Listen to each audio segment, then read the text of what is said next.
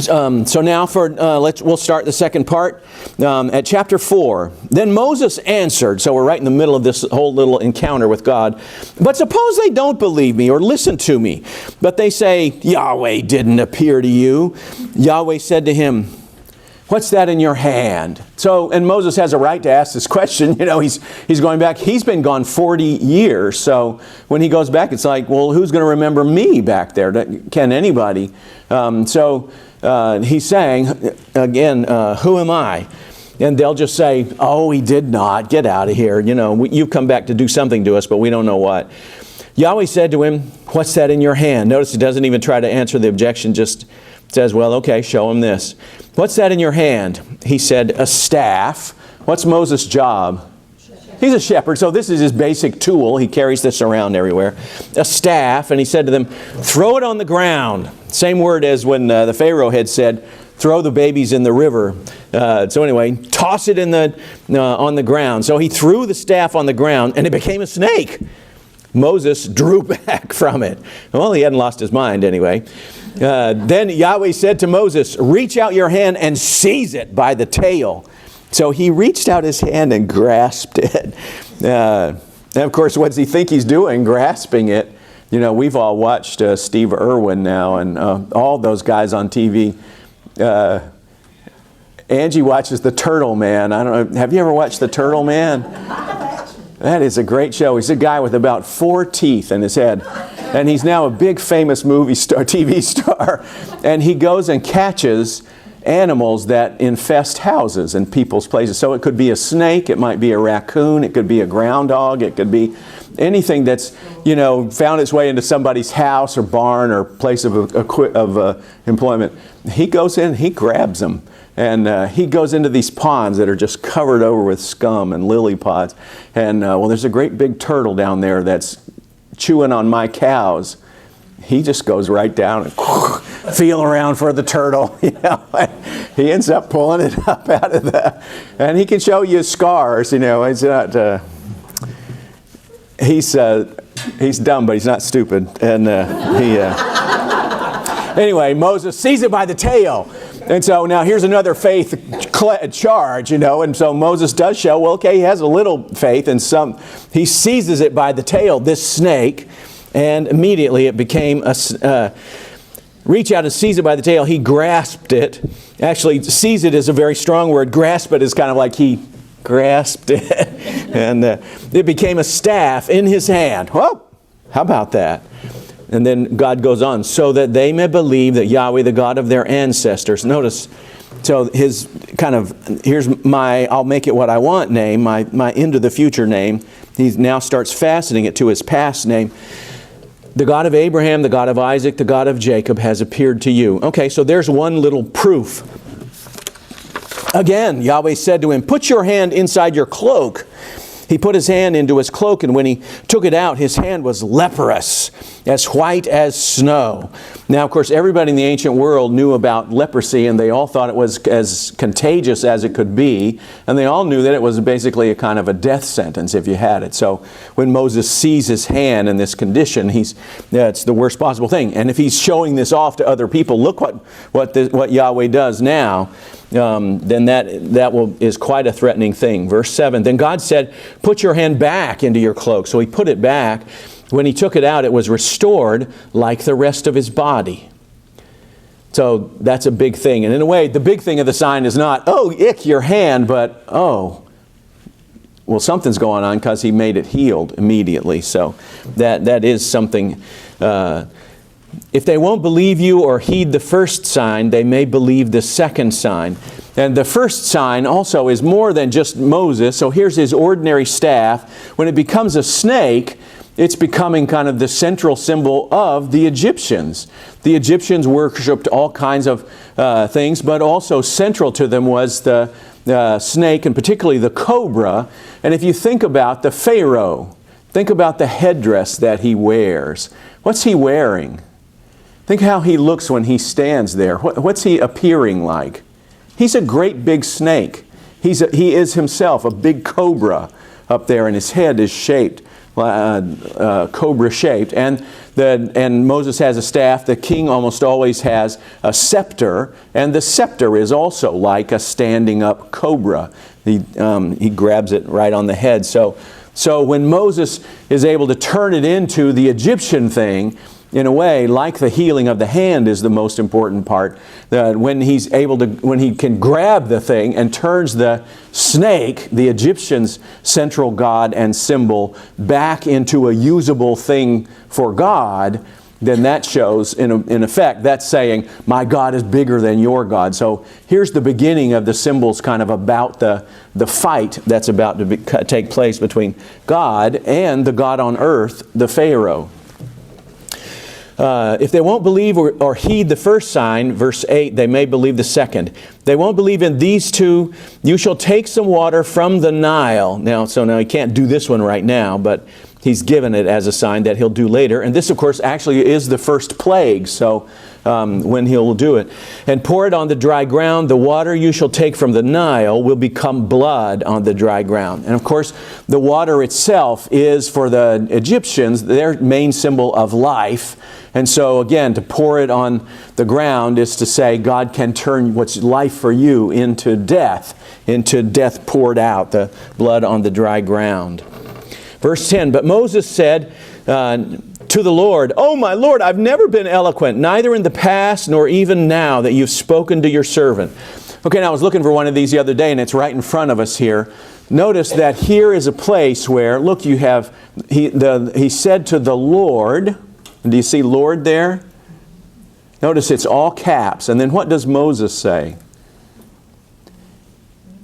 He says, "Oh my L-O-R-D."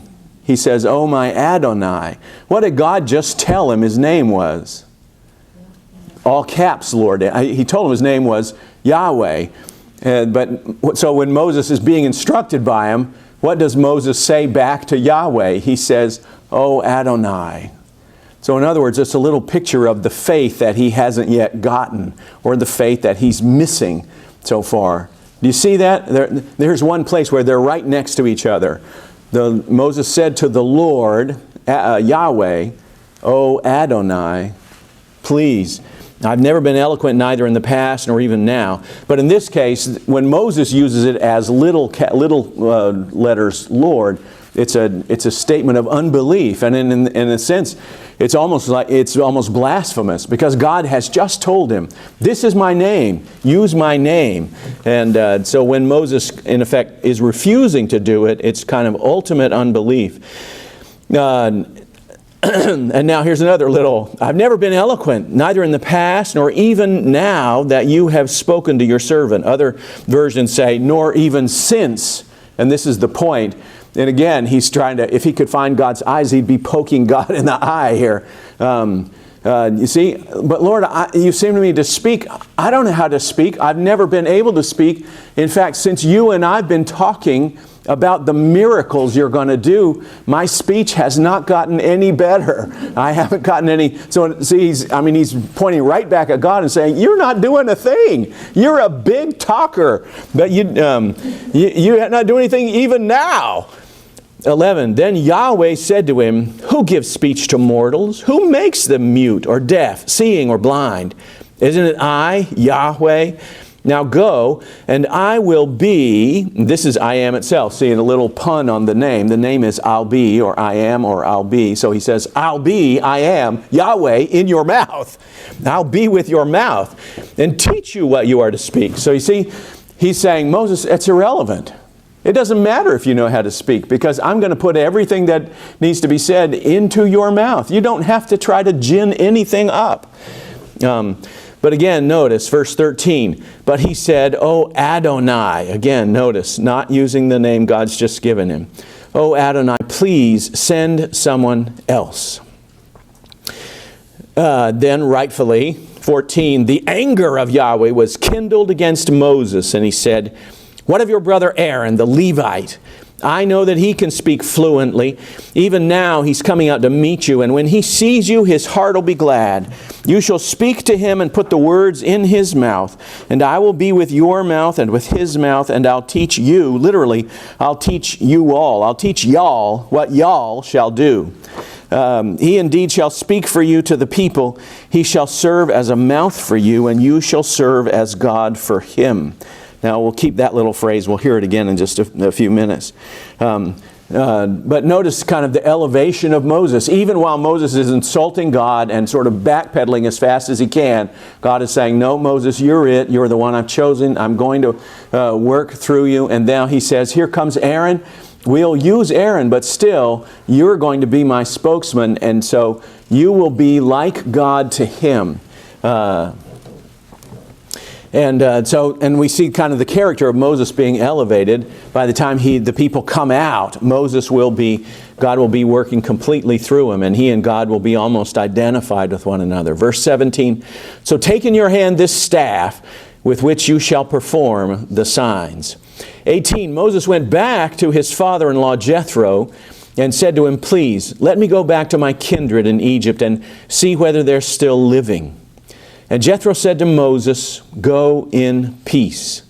Yahweh said to Moses in Midian, "Go back to Egypt. All those seeking your life are dead." You see, basically he's kind of almost anticipating Moses' next objection, "I know," and you're thinking, "But wait, Lord, they were going to throw me into prison and try to kill." No, everyone who even knows who you are, Moses, has now died in these 40 years, so don't even bother with that one. Verse 20, "So Moses took his wife and his sons, he put them on a donkey, and he went back to the land of Egypt. And Moses carried," notice, "the staff of God in his hand." The beautiful little literary switch here, this staff, Moses has put it into God's usage. It's become from the staff of Moses into, notice this little, from our author, "the staff of God now is in his hand." So at least that much we can see sort of Moses, if he hadn't gotten it in his heart yet, at least he's gotten it in his hand. There. Also, just notice the kind of the beauty of Jethro in this. Moses has come to him. He's given Moses his daughter right from the beginning. And now that Moses says, "I'm going to take your daughter and go far, far away," the previous example like this before would be, remember, Jacob went far across the wilderness and he married the daughter and then the daughter of Laban. But then when he says, "Well, now I have to go back home," Laban makes up all these tricks to try to keep him, and even then pursues him. And remember, the daughters have to do their own little clever tricks in order to finally get away from their dad. But so a dad in Laban who says, "No, in effect, I have to be the center of this family story. The story has to be all about me."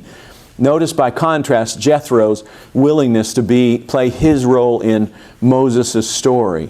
It's not a story all about him. He's willing to say, "Moses, go." And because of that, we'll see later on, Jethro has the grace of God allows him to re-enter the story of Moses and to play very important further roles in giving Moses advice and teaching Moses how to grow and develop as a leader of God's people. So he took his wife and his sons. We hadn't heard about another son, but he has two sons now. He put them on a donkey and went back to the land of Egypt, carrying the staff of God in his hand. And Yahweh said to Moses, verse 21, "When you go back to Egypt, see that you perform before Pharaoh all the wonders that I put in your power." Yikes! Who was he going to perform the tricks for before? He was being sent to the Israelites. Yeah, if they don't believe you, then show them these things to say the God is really with you. But now he says, "Oh yeah, and you're going to do those same things in front of the Pharaoh." You see, the king of the world, the God on earth. Now, you're going to show him you belong to a God. He thinks he's a God. So even that, he's saying, he's sort of challenging Moses. "Oh yeah, here's what I have in store for you, big boy." And now the part that gives us the hardest thing about this, "But I will harden Pharaoh's heart, so that he will not let the people go. Then you shall say to Pharaoh, 'Thus says Yahweh, Israel is my firstborn son.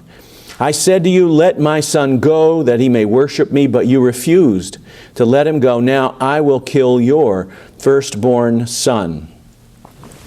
God is sending Moses, Yahweh's sending Moses back to pick a fight, to get in a fight. And part of Moses' development is he's going to have to be willing to be the mouthpiece of God and to say, God says this to you who are pretending to be a God.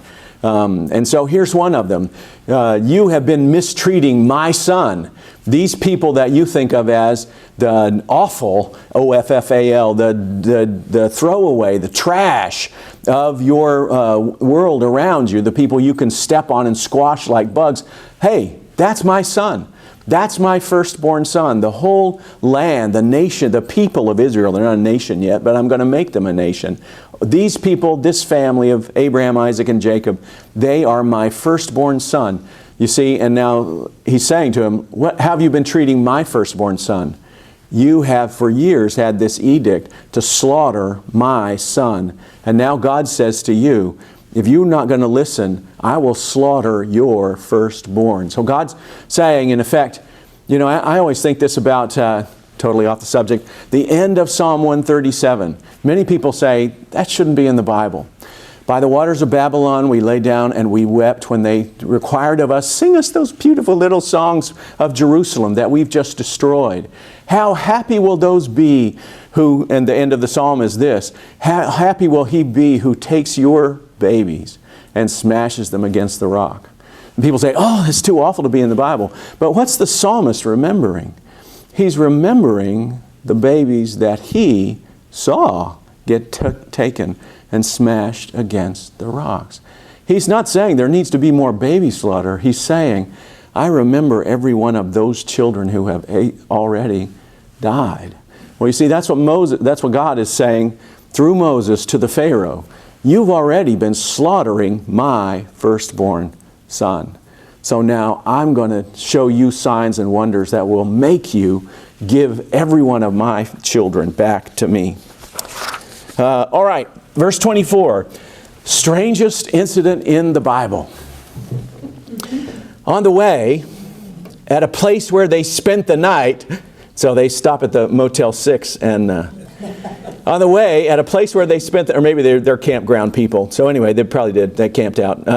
Where they spent the night, Yahweh met him and tried to kill him. Now, does anybody have a name in there? Moses. Does yours say met Moses and tried to kill him? Now, that's a reasonable inference in the story. The Hebrew does say Yahweh met him and tried to kill him. And so one question of the story, one part of the strange thing is, who's him? Because notice the next thing that happens. And tried to kill him. But Zipporah, Moses' wife, took a flint, we'd say a knife, and cut off her son's foreskin. What's she doing? She circumcised him. She cut off his foreskin and she touched Moses' feet with it. Ew! But what's she doing? She's touching the blood of the cut off skin onto his feet. Feet, most scholars would say, is a euphemism for genitals. I don't know what difference it makes, but she touched Moses' feet with it. And the point is really probably the blood that she touched it with, because she says this, and she said, truly, you are a bridegroom of blood to me. So he let him alone. It was then, she said, a bridegroom of blood by circumcision. Okay, let's go on. I'll just say, nobody knows what this means. And every commentary on Exodus starts with saying these words, this is the strangest episode in the Old Testament. Now, there are lots of possible guesses. It's possible that God is reminding Moses, as the God of Abraham, Isaac, and Jacob, the ground plan of my covenant with them was the sign I gave to Abraham for circumcision. He may be saying to Moses, in fact, this is probably the most reasonable explanation, God is saying to Moses, Moses, you forgot to circumcise your son. here in Midian, in the middle of nowhere. So now you need to remember you're a part of this family. Circumcision will be required. Before they go to the Exodus, circumcision will be required of all those men in Egypt who have not been circumcised. So they've been forgetting the traditions that make them who they are. So it may be that Zipporah does know that. And here's one interesting question. Do Jethro and Zipporah, as his daughter, do they know about Yahweh? And I would say this is one of those signs that seem to say, yeah, they must have. They must know things about them. Then apparently one like this. Because now, what about the attack by God? Why does God try to kill Moses? All we can say is there are other strange things like this. And the best thing that I can think of to make of it is, in a way, it's a way of God saying to the person that He chooses, I require all of you and all of your life to me. All of your life is in my hands. Because, and the other places like this, for instance, Martin Buber, a famous Jewish teacher, rabbi, says, we can compare this incident to Enoch in Genesis chapter 5. Enoch walked with God, and Enoch was not, because God took him. Well, what does that mean? Well, in effect, the best rendering would be, well, God killed him. And we would say, and took him up to heaven. But God took him. He was not, because God took him. Think about Abraham. He waits so long for the child of the covenant when Isaac is born. What's the next thing we read about? God says, take your child and slaughter him up in the place where I'll show you. And of course, he doesn't end up doing that, but God does need to know, is Abraham absolutely willing to do that? In other words, willing by his actions to show, my child belongs absolutely to you. You gave him to me, and I would give him back to you at any time that you call for. The third story like this is the story of Jacob at the Jabbok Ford. When Jacob is heading on home, he sends all his family ahead of him. He's afraid of his brother Esau, but he sends them all ahead. But then he spends the night by a river, and it says, and the angel of the Lord attacked him there and jumped on him and wrestled him and was about to kill him. When he saw that he couldn't kill him, then, this is where Jacob says, I won't let you go unless you bless me. But again, that attack by the man through the night. So this story, at best, I think the circumcision is the best answer that I can make of it. But it just belongs in that little pool of things to say, in some way, God is preparing Moses. And then the third thing would be about the sign of just the blood.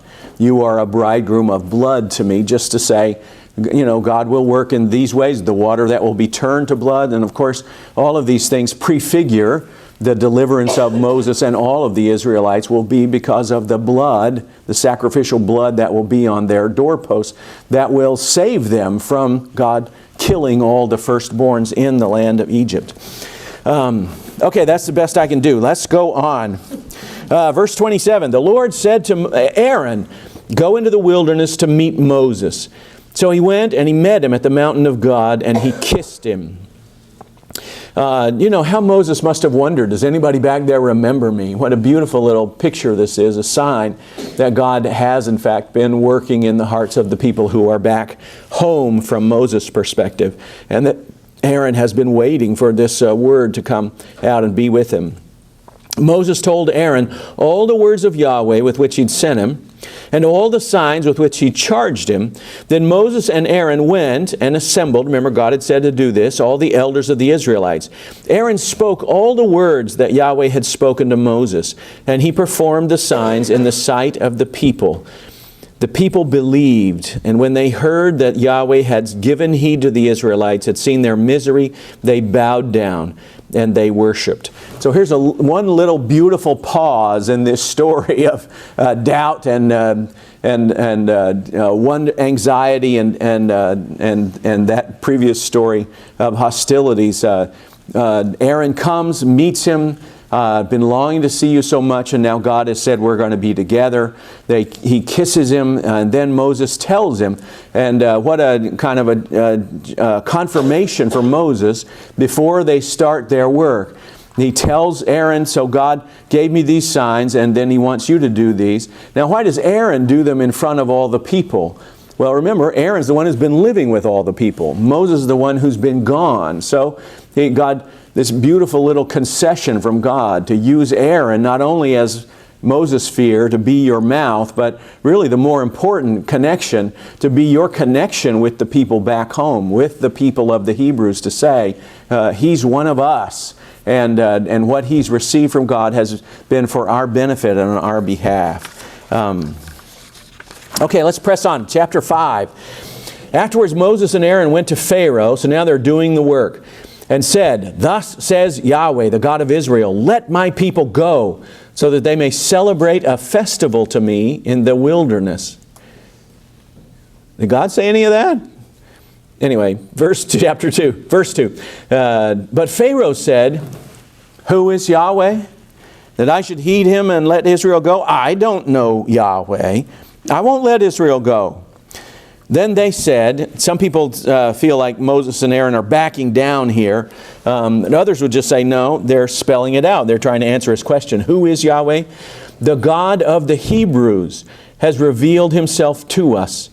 Let us go a 3 days journey into the wilderness to sacrifice to Yahweh our God, or he will fall upon us with pestilence or sword.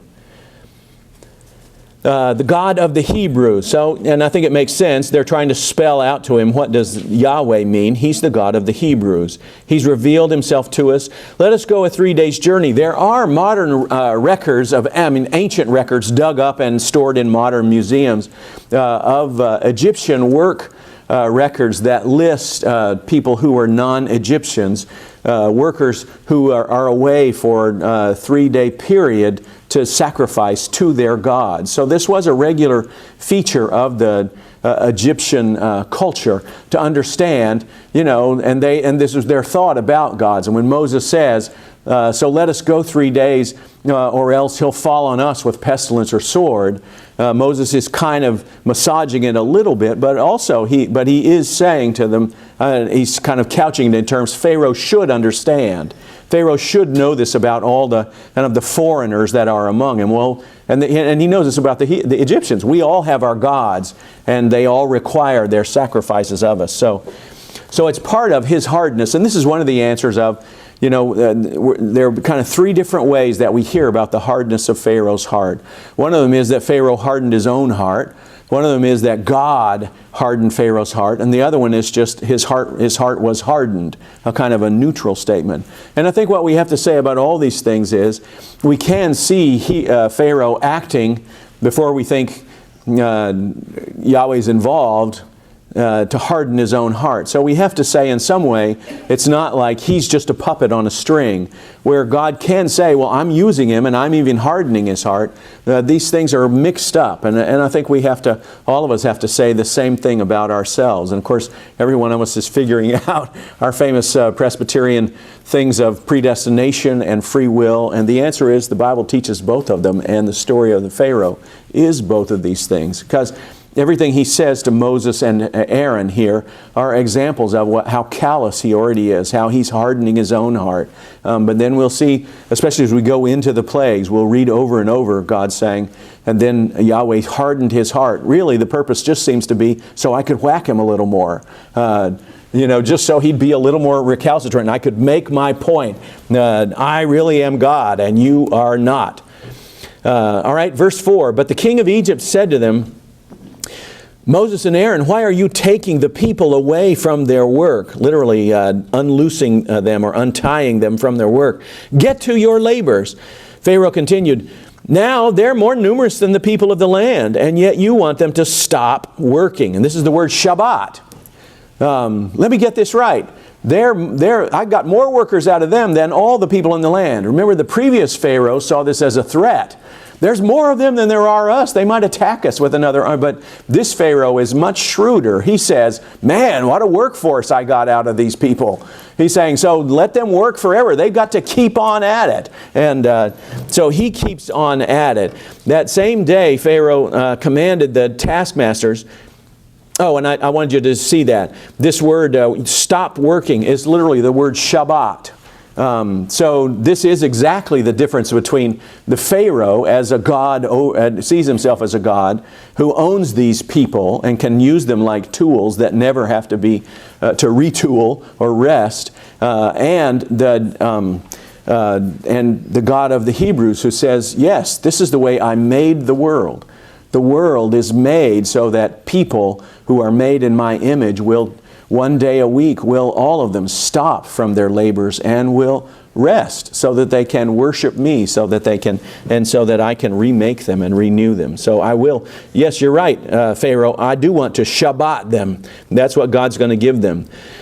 That same day, Pharaoh commanded the taskmasters of the people as well as their supervisors. Now notice we have two levels. The taskmasters are Egyptians, work for the Pharaoh, but the supervisors are, they're kind of the elders of Israel now turned into the work overseers. So the supervisors are Israelite. And they're the ones who really get squeezed here.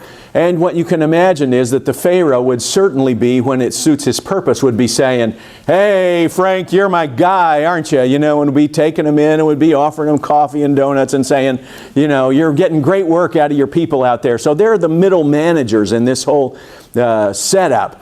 And yet, you see, they kind of get it from both ends. They have to make their own people, they have to be hard on them in some way, even if it's just being an enthusiastic coach to get them to work hard at doing the same thing every day with no break. But so we'll see them get caught in the middle. That same day, Pharaoh commanded the taskmasters as well as their supervisors, you shall no longer give the people straw to make bricks as before. Let them go and gather straw for themselves. But you will require of them the same quantity of bricks as they made previously. Don't diminish it. They are lazy. That's why they cry, let us go and offer sacrifice to our God.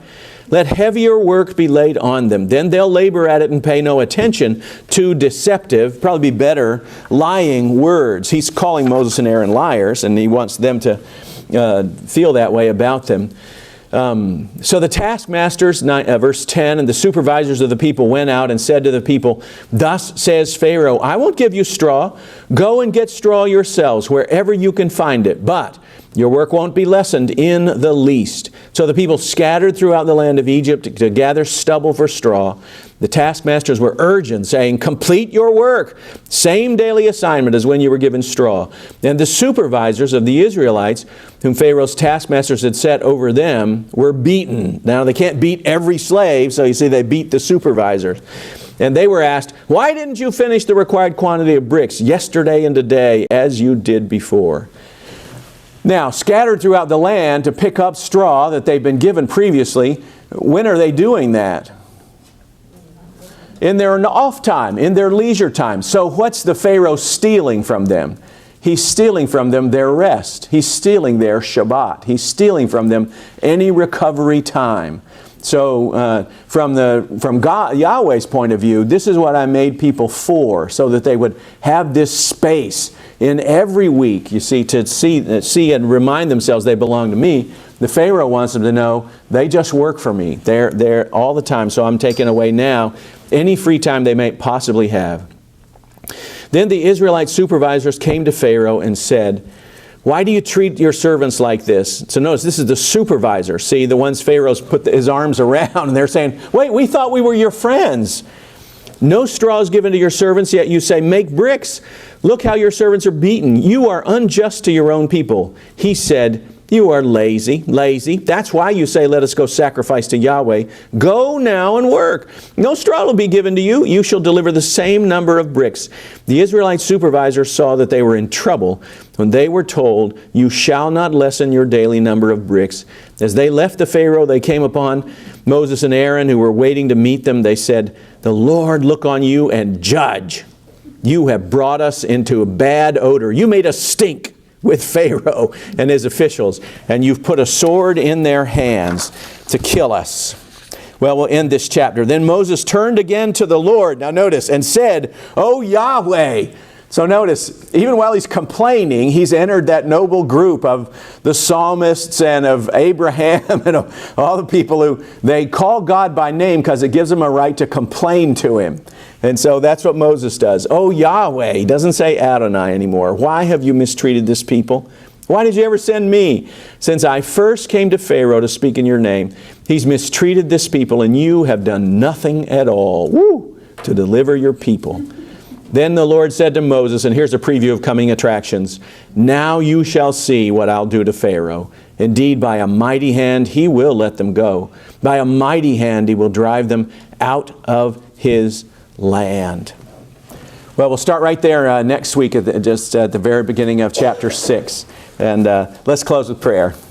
Heavenly Father, thank you for these stories. Thank you for Moses. Thank you for the example of all those leaders in every age who have felt the burden of your call upon them and who have realized, though, that you've opened the road to freedom by showing us the pathway which we were made to live. Lord, be with us and bless us throughout this week, and help us most of all to remember those around us who are oppressed, who are hurting, who are without time to rest and renew themselves, who are looking for your pathway. Help us, Lord, to open to you the goodness of the Lord and to share your love with them. We pray in Jesus' wonderful name. Amen.